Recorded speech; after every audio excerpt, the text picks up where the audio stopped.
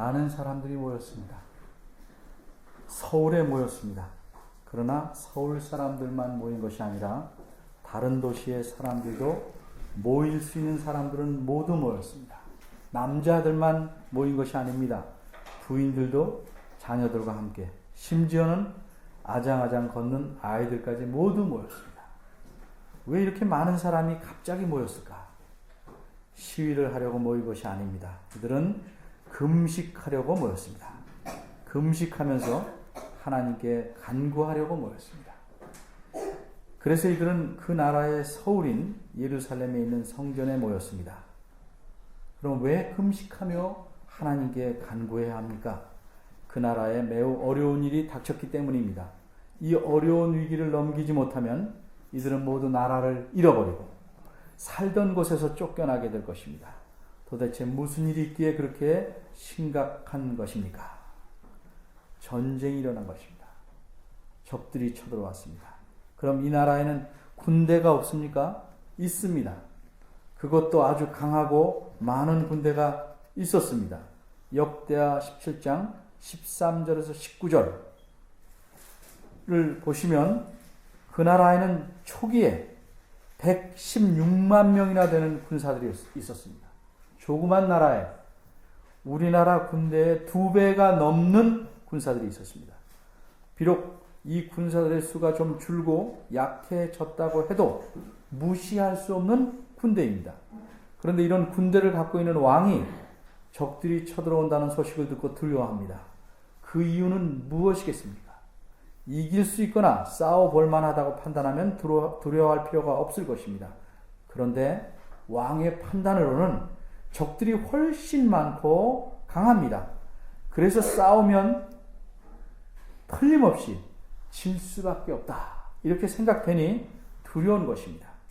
이 유다 나라를 쳐들어온 적군들은 여러 민족들이 연합한 군대입니다. 요단강과 사해 동편과 남쪽에 있는 민족들이 뭉쳐서 쳐들어왔습니다.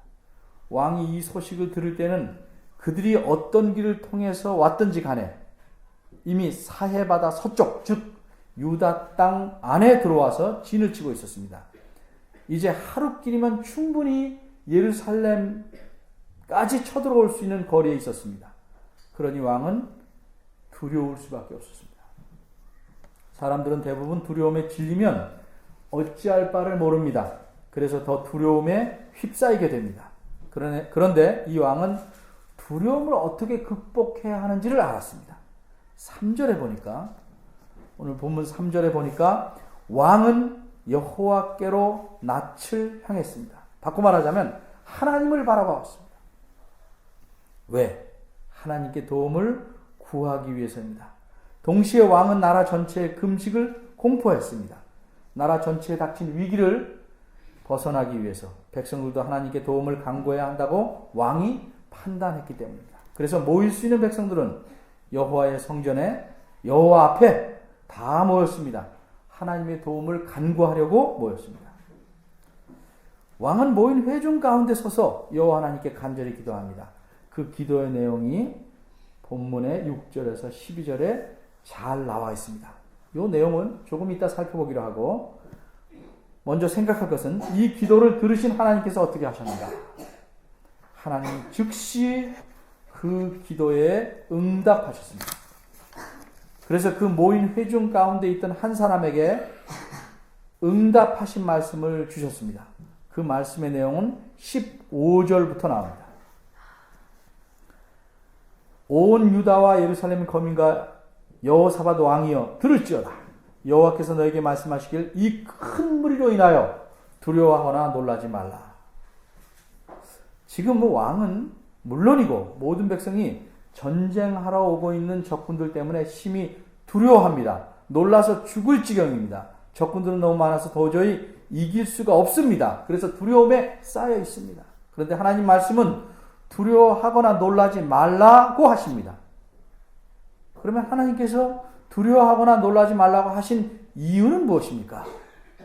우리말에는 논리상 없어도 될 만하기에 생략했지만 원문에 따르면 그 이유를 말하는 15절 하반절은 이렇게 시작합니다. 왜냐하면 왜냐하면 이 전쟁은 너희에게 속한 것이 아니요 하나님께 속한 것이기 때문이다. 이게 이유입니다. 적군들은 지금 우리와 싸우러 왔는데 하나님께서는 이 전쟁이 너희가 아니라 하나님께 속했다고 말씀합니다. 무슨 뜻입니까? 간단히 말하면 이 전쟁은 너희가 나가서 싸울 전쟁이 아니고 하나님께서 싸우시겠다는 의미입니다. 정말 그런 의미일까요? 17절을 보겠습니다. 무엇이라고 말씀하셨습니까? 이 전쟁에는 너희가 싸울 것이 없나니. 이 말씀은 뒤집어 말하면 전적으로 하나님께서 홀로 싸우시겠다는 의미입니다. 그럼 유다 군사들은 싸울 필요가 없으니까 전쟁터에 나가지 않아도 됩니까? 아닙니다. 반드시 나가야 합니다. 16절을 보겠습니다. 내일 너희는 마주 내려가라. 상대방 군사들은 올라오고 있을 터이니 그들을 향하여 마주 내려가라 고 명령하신 겁니다. 하나님께서는 모든 것을 다 아십니다. 16절을 계속 봅니다. 적군들은 시스라는 고개로 올라올 것이니 너희가 마주 내려가면 골짜기 끝 지점인 여루엘이라는 들판 앞에서 만나게 될 것이다. 하나님께서는 내일 적군들이 어느 길로 올지까지 다 알고 계십니다. 그럼 유다 군사들은 적군들을 만나면 무엇을 해야 합니까?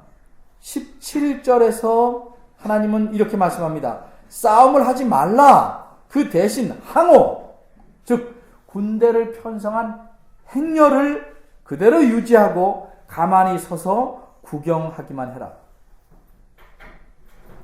여호와께서 너희와 함께할 것이며 너희를 위해 승리하여 구원을 이루실 것이니 보기만 하라. 이렇게 말씀합니다. 이처럼 하나님께서 함께하시며 하나님께서 싸우실 것이며 하나님께서 승리하여 구원을 이루실 것이니 유다 백성들은 아무도 두려워하거나 놀랄 것이 없다는 말씀입니다. 정말 그럴까?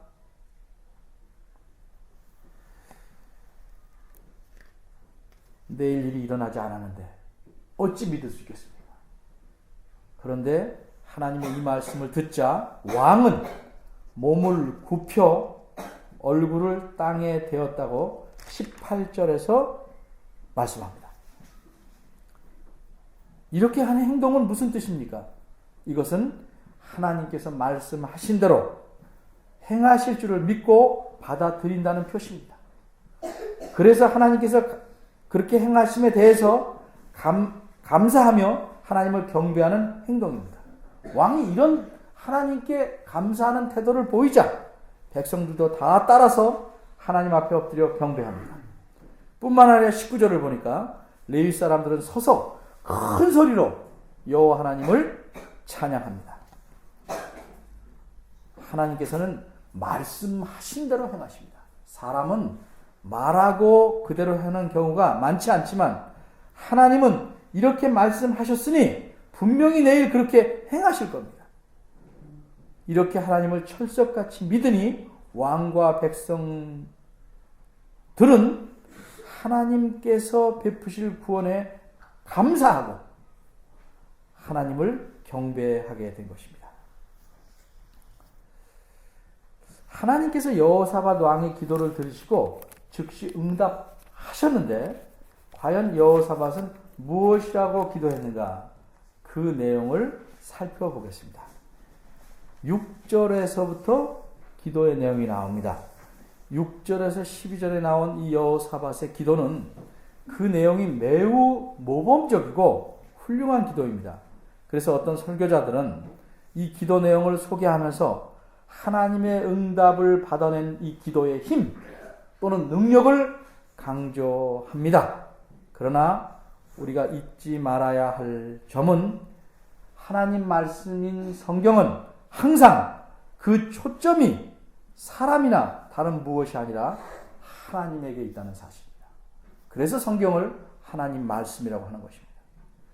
여기서도 본문의 초점은 기도 자체, 기도 내용에 있는 것이 아니고 이 기도를 들으신 하나님에게 있습니다.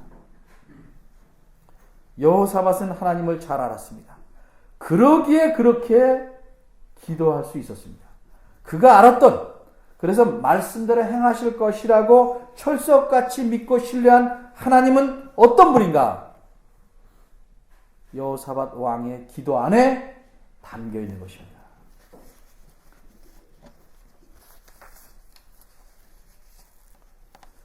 그 내용을 간단히 5가지로 추려봅니다. 첫째로, 하나님은 하늘과 땅의 왕이십니다. 6절을 봅니다. 주는 하늘에서 하나님이 아니십니까? 이방 모든 나라들도 다스리지 아니하십니까? 무슨 말입니까? 하나님은 실세는 다른 이에게 있고 이름만 가진 허수아비 왕이 아니시란 말입니다. 하나님은 절대적인 권세와 권능을 가지셨습니다. 하나님은 모든 권세와 능력을 갖고 계시기에 아무도 거스리거나 대항하거나 막을 자가 없습니다. 둘째로, 여호사밧은 하나님을 가리켜 우리 하나님이라고 불렀습니다. 7절입니다. 6절에서는 우리 열조의 하나님이라고 불렀는데 어째서 7절에서는 우리 하나님이라고 했을까? 하나님을 잘 알기 때문입니다. 하나님께서 아브라함과 맺으신 언약 때문에 하나님께서 우리 하나님이 된 줄 압니다. 하나님은 아브라함을 택하실 때 그의 모든 후손도 자기 백성으로 삼으시는 관계를 맺으셨습니다. 이것을 언약이라고 말합니다. 뿐만 아니라 하나님께서는 그들과 함께 계시며 그들을 다스리심을 상징하는 표시로 성전을 짓게 하셨습니다. 7, 8절의 내용이 그런 뜻입니다. 셋째로, 하나님께서는 약속을 주셨습니다. 재앙이나 난리나 견책, 심판이나 전염병이나 기근이 임하면 하나님께 부르짖으라. 그러면 들으시고 구원하시겠다고 약속하셨습니다. 여호사밧은 이 약속을 잘 알았고 그 약속을 하나님께서 신실히 지키시는 분임을 믿기에 9절과 같이 기도한 것입니다. 넷째로, 여호사밧은 하나님께서 공의로우시다는 사실을 잘 알았습니다. 그러기에 배은망덕한 이 민족들이 쳐들어오는데 이들을 공의로서 징벌해 주시기를 간구한 것입니다. 10절, 11절, 12절 상반절까지의 내용입니다. 이번에 유다 나라를 쳐들어온 적군들은 암몬, 모압, 세일산 사람, 즉 에돔입니다. 이스라엘이 출애굽할 때 하나님께서는 이들 세 민족을 공격하지 말라고 명령하셨습니다. 왜냐하면 그 세 민족의 조상들이 이스라엘 조상의 형제였기 때문입니다. 이처럼 하나님의 은혜와 배려로 그 민족들은 망하지 않았습니다. 그런데 이제는 이 민족들이 합해서 유다를 공격하고 하나님께서 주신 땅에서 하나님의 백성을 내쫓고자 합니다. 그래서 여호사밧은 이 불의하고 악한 일에 대해서 징벌해 주시기를 간구한 것입니다. 우리말은 문장이 길어서 이렇게 좀 풀어놨지만 사실 10절은 문장으로 말하면 주어만 말하고 있는 것입니다. 주어. 11절에서는 그 10절에서 말한 주어를 저희라고 다시 언급한 겁니다. 그래서 10절과 11절 앞부분까지를 원문에 맞게 큰 줄거리로 옮겨보면 이렇습니다. 그러나 보십시오. 지금 이스라엘이 애굽 땅에서 나올 때 주께서 공격하기를 허락하지 않으셔서 멸하지 않고 놔둔 암몬 자손과 모압 자손과 세일산 사람들이, 이게 10절입니다. 그리고 11절에 보십시오. 그들이 우리에게 앙가품하려고 합니다. 5째로 여호사밧은 자신들의 무능력함을 고백합니다. 12절 하반절입니다. 우리를 치러오는 이 큰 무리를 우리가 대적할 능력이 없고 어떻게 할 줄도 알지 못합니다. 라고 말합니다. 그런데 이 말의 의미는 우리는 가만히 있을 터이니 하나님께서 다 알아 하십시오 하고 배짱을 내미는 것이 아닙니다. 우리가 감당하기엔 너무도 힘든 일이라는 사실을 솔직하게 말씀드리는 겁니다. 그러기에 하나님의 도움 없이는 결코 해결할 수 없음을 알고 하나님의 도움을 간절히 바라는 마음을 표현한 것입니다. 이어서 왕은 오직 주만 바라보나이다 라고 기도합니다. 이 말도 하나님의 도움만을 전적으로 바라며 철저하게 하나님 뜻에 따르고 의지하겠다는 의미입니다. 여호사밧이 이렇게 나라가 위태로울 때, 그래서 몹시 두려울 때에 하나님을 전적으로 의지하고 하나님께 도움을 간구할 수 있었던 이유는 무엇입니까? 그는 하나님이 어떤 분이신지를 분명하게 알았기 때문입니다. 만일 하나님의 능력이 모자란다면 도움을 구해도 헛일입니다. 하나님께서 아브라함과 언약을 맺어 유다 백성을 하나님 백성으로 삼지 않으셨다면 하나님께서 아무리 구해도 도와주실 일이 없습니다.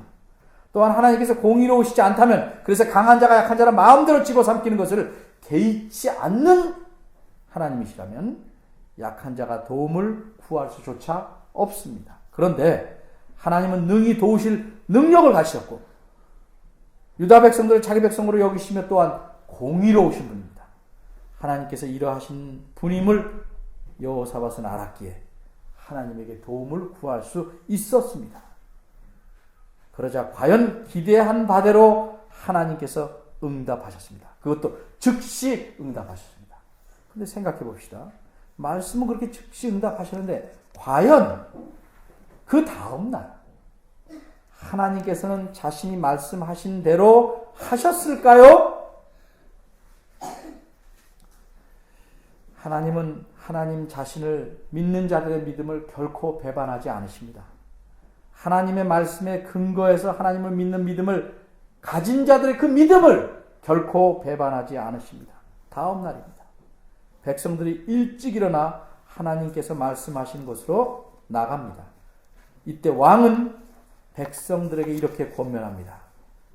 어떤 백성들은 믿지 않거나 믿음이 흔들릴 수도 있기 때문입니다. 그래서 백성들을 권면한 것입니다. 20절입니다. 왕은 이렇게 말합니다. 유다와 예루살렘 거민들아 내 말을 들을지어다. 너희는 너희 하나님 여호와를 신뢰하라. 그리하면 견고히 서리라. 사람이 하나님을 신뢰하지 않으면 아무것도 얻을 것이 없습니다. 하나님은 하나님 자신을 신뢰하지 않는 사람은 도와주시지 않습니다. 아무리 오래 금식하고 울부짖는다 할지라도 하나님을 신뢰하지 않으면 다 허사입니다. 그래서 야고보서 1장 7절에는 이런 말씀이 있습니다.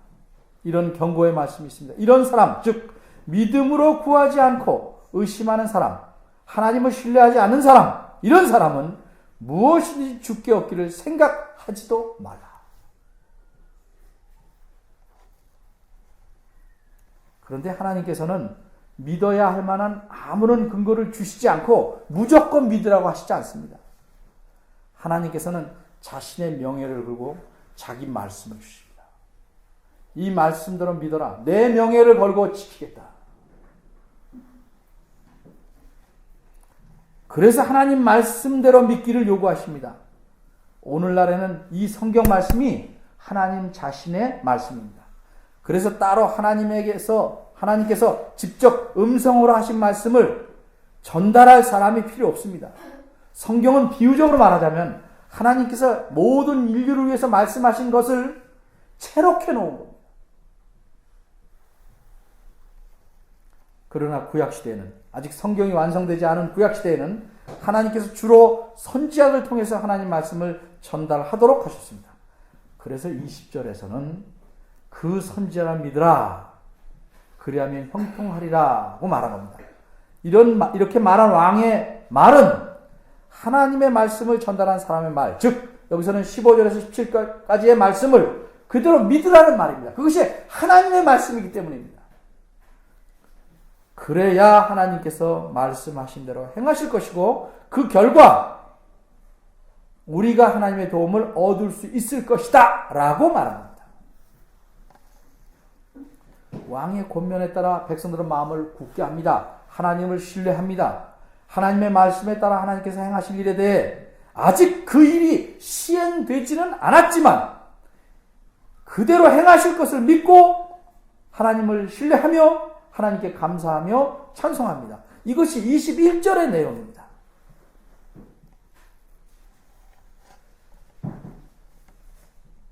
유다 사람들이 적군들을 만나러 가는 장면이 나옵니다. 21절입니다. 이들은 싸우러 가는 것이 아닙니다. 거룩한 예복을 입은 마치 합창단이 앞서고 이들의 찬송 소리를 들으면서 무슨 놀라운 광경을 보기 위해서 구경을 가는 것처럼 이들은 갑니다. 그런데 22절을 보십시오. 우리 여기서 아주 주목해야 될 점은 하나님께서 이 백성들이 하나님을 신뢰해서 하나님께 노래와 찬송을 시작할 때 하나님께서는 자신이 말씀하신 대로 적군을 치기 시작하셨습니다. 그 결과 어찌 되었습니까? 24절입니다. 유다 사람들이 싸움터 현장에 와보니 들판에는 이미 시체들만 질비하게 쓰러져 있었습니다. 한 사람도 그 죽음을 피하지 못하고 모두 현장에서 죽고 말았습니다. 유다 사람들은 손가락 하나 까딱하지 않고 승리했습니다. 그리고 수많은 전리품을 챙깁니다.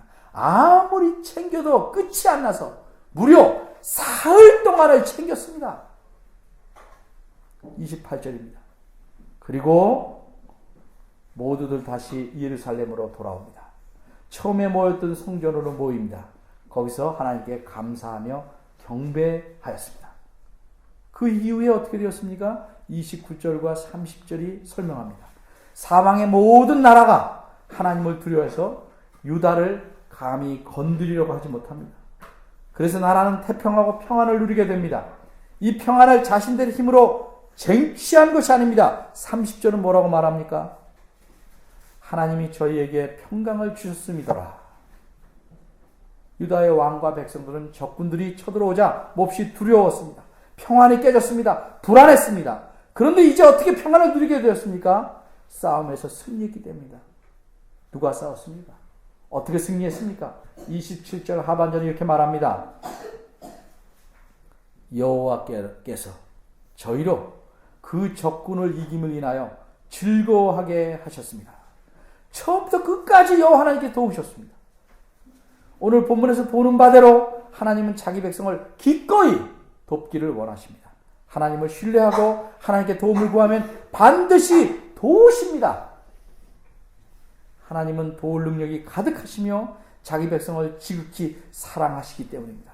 이런 하나님이 오늘 본문이 보여주는 하나님이십니다. 이제 생각해 봅시다. 여러분은 어려움이 올 때, 위기에 처할 때, 두려울 때 누구에게 도움을 청하십니까? 혼자 처리해 보시려고 끙끙대십니까?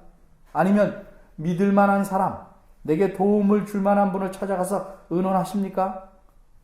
독불 장군처럼 살려고 하지 않고 믿을 만한 분과 의논하는 것은 매우 지혜로운 일입니다. 그런데 사람은 근본적인 해결을 마련해 주지 못합니다. 그런 해결을 원하시면 반드시 하나님에게 도움을 청하셔야 합니다. 하나님은 나라의 위기도 쉽게 처리하십니다. 하물며 개개인의 어려움은 말할 것이 없습니다. 그럼 사소한 일, 아주 작은 일은 하나님께 도움을 청하면 귀찮아하실까요? 안 될까요? 그렇지 않습니다. 그런 일도 얼마든지 도움을 청하셔도 되고 청하셔야 됩니다. 하나님은 큰 일뿐만 아니라 아주 작은 일까지도 도움을 주시길 원하며 기뻐하십니다. 그럼 문제는 무엇입니까? 우리가 도움을 얻지 못하는 문제는 무엇입니까? 문제는 우리에게 있습니다. 우리가 하나님을 제대로 알지 못하거나 신뢰하지 않기에 하나님께 도움을 구하지 않습니다. 기도하지 않습니다. 혹 기도할지라도 마음을 쏟아 기도하지 않습니다. 반신반의하면서 기도합니다. 되면 좋고 안 되면 말고. 믿자 본전이다 한번 해보자. 이런 식으로 기도합니다. 그렇게 신뢰하지 않는데 들어주십니까? 안 들어주십니다.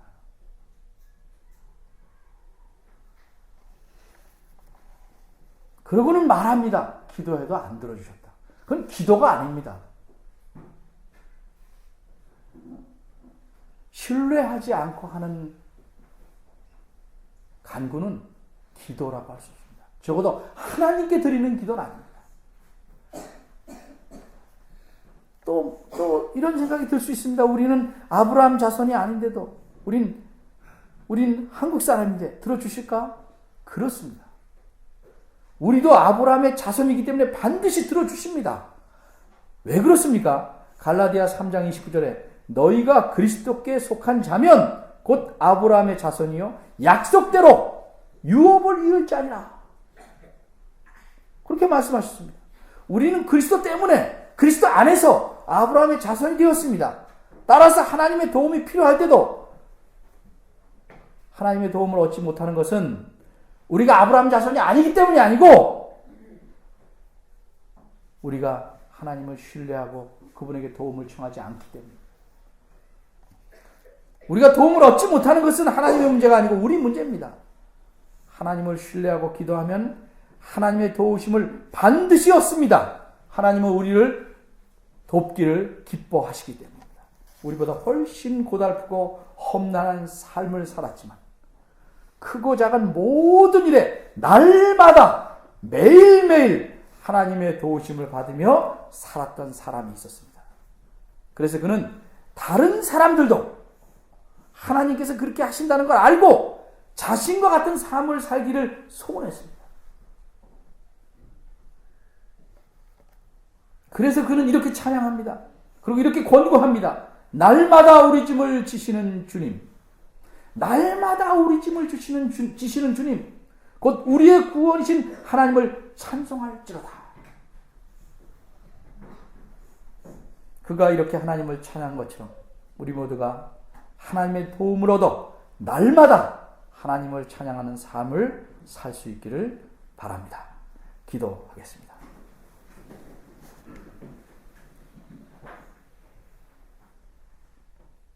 뭘 잘 모르고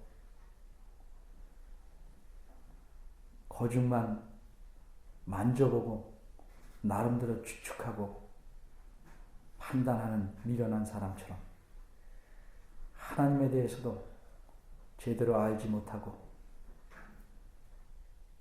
몇 가지 해보다가 아무 반응이 없다고 물러나는 미련한 사람처럼 저희가 이제까지 하나님에 대해서 그렇게 대해오지 않았나 돌아봅니다. 하나님, 저희들의 믿음이 적음을 용서하여 주시고 하나님 말씀을 통해서 하나님을 더 분명히 진하게 보게 하시고 이런 하나님을 든든히 신뢰하여 날마다 우리 삶에서 하나님께서 함께 하시며 우리를 도우심을 체험하는 감사한 삶을 누리는 저희들 되게 이끌어 주옵소서. 예수님의 이름으로 기도합니다. 아멘.